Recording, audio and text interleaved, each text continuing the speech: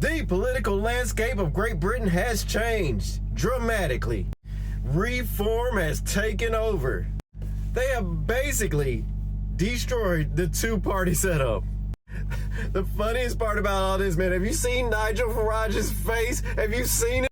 I've never in my entire existence seen such a pleased, happy politician ever, dude. He's out there going, yeah, yeah. He is losing it, man. And you know what? He's worked for it.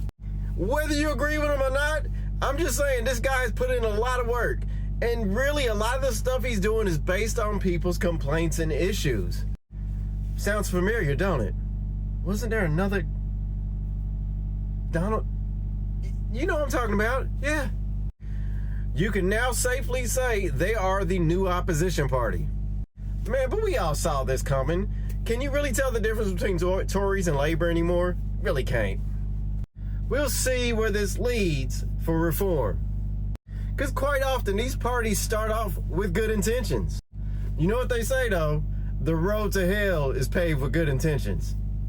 We'll just have to see if power absolutely corrupts. Only time will tell. Meanwhile, Prince Harry loses his legal battle to have top flight security here in the UK. His issue is basically he doesn't feel like there's enough protection for him and his family and doesn't feel safe when he's here in the United Kingdom. Well, the law said, well, no, you don't get it. If you're not going to participate and do the work as a royal family member, you don't get the same protections. Now, that's my understanding of it. Now, I probably got it a bit wrong.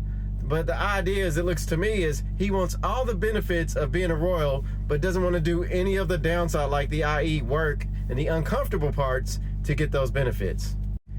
You can't have it all, player. You decided to leave.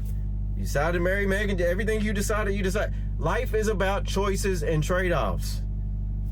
That's life. You can't have it all. You can't have the benefits you had if you're going to go do what you did and live in America. Which, by the way, is a bit odd, right? Let's think about this. Does this logically follow? He doesn't feel safe in the UK and says he needs more protection when he's here for him and his family. But he decided to move to America? You know, mass shootings every day of the week, more guns than people. Yeah, explosions. You know that America? Michael Bay? All that stuff? You feel safer in America? Dude, I'm from America. What in the hell are you talking about? There's more guns than people. I'm just saying, really? You feel unsafe in the UK, so you decided to go down to California? Really? Now, I know there's some people like to say there's a racial element to it, but you know what? I went through my whole life. 90+% of all my problems and things that went wrong were largely due to my decisions. Why don't we just take some self-reflection and credit for the stuff we do when it's good and bad? And you'll find out most of the time, it's just you playing in the way you viewing the world. You're not that different from everybody else. We might look different superficially, but we all think the same and do very similar things when we're put in similar situations. Because at the end of the day, guess what? Guess what? We're all people. Even the royal family with all their privilege and benefits, which, you know, they do give up their lives, to be honest. They're people too. They're people too.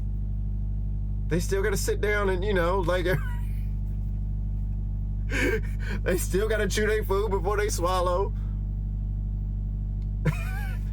I'm sorry, this is just silly. This should just be basic stuff for most people, but clearly it's not. On a sad note, Elon Musk is now stepping away from leader of Doge. At the end of the day, he wasn't getting paid for it. It was sort of like a public service when you think about it. Now, I know a lot of people are like, no, I can't believe you said that. But at the end of the day, yes, the U.S. wasn't directly paying him for doing this. And they've been burning all his Teslas. He's got to try to get his company back together because it's on fire, literally. The Birmingham binge strikes are still ongoing.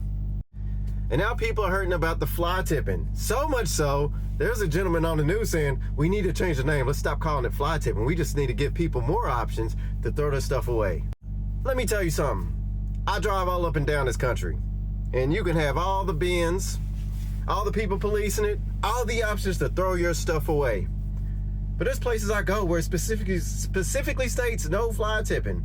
And these areas are nowhere near any of the neighborhoods or any facilities. They're probably, in fact, further away from the facilities they could go to throw the stuff away. And you still see mattresses, furniture, all kinds of crap on the beautiful countryside, specifically when there's signs that say no fly tipping.